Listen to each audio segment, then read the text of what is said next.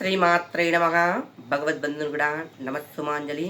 గురుదేవుల పాదపద్మాలకు శిరసాష్టక నమస్కారాలు.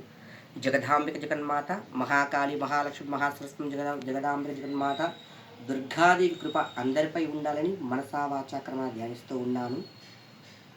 1వ తారీఖు 2వ నెల 2026 ఆదివారం మాఘ పౌర్ణమి.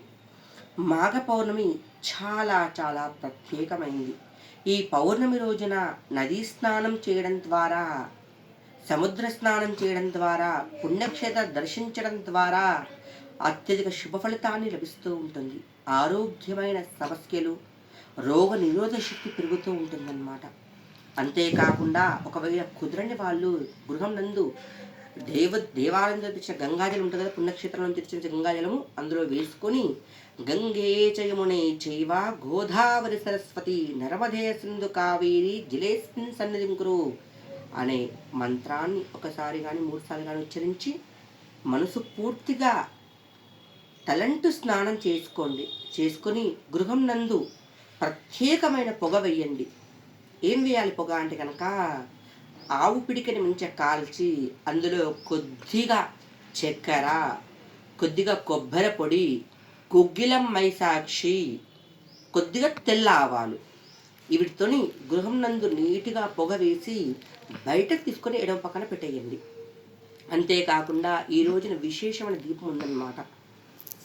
ఎందుకంటే ఇంకా మనకి ఆరోగ్యపరమైన సమస్య ఉంటుంది కదా, అందువల్ల ఆరోగ్యం అన్ని విధాలుగా అనుకూలం కావాలని చెప్పేసి గోధుమ పిండిలో పాలు బెల్లాన్ని కలిపి ప్రమిదలాగా చేసి 16 ఒత్తులు వేసి 2 దీపాలు వెలిగించాలి.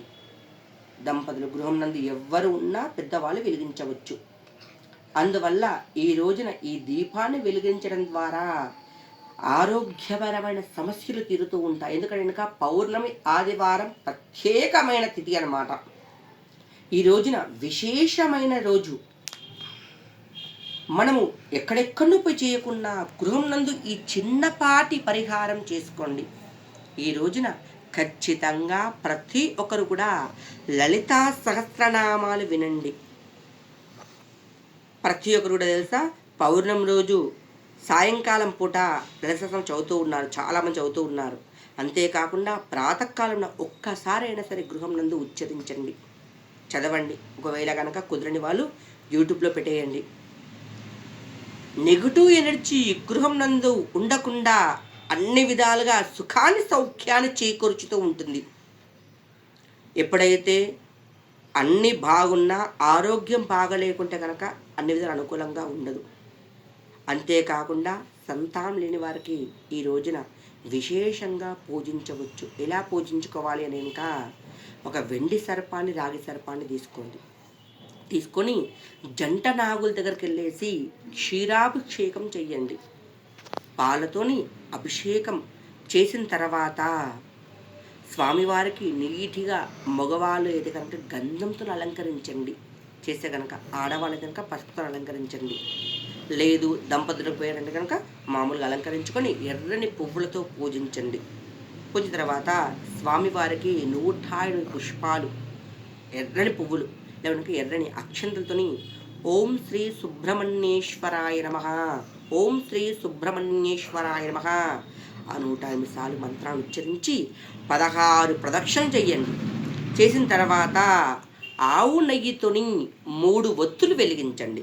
3 ఒత్తులు వేసి 3 ఒత్తులు, ఒక ప్రమిదనందు, మట్టి ప్రమిద కానీ మీ అవకాశం బట్టి ఏ ప్రమిదన్నా సరే 3 దీపాలు వెలిగించి బెల్లం ముక్క నైవేద్యం పెట్టేసి మనసు పూర్తి నమస్కరించుకొని గృహానికి రండి.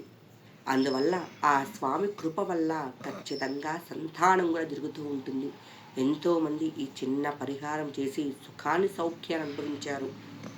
కావున ప్రతి ఒక్కరు కూడా అన్ని విధాలు అనుకూలంగా ఉండాలని కోరుకుంటూ ఉన్నాను. శ్రీమాత్రే నమః.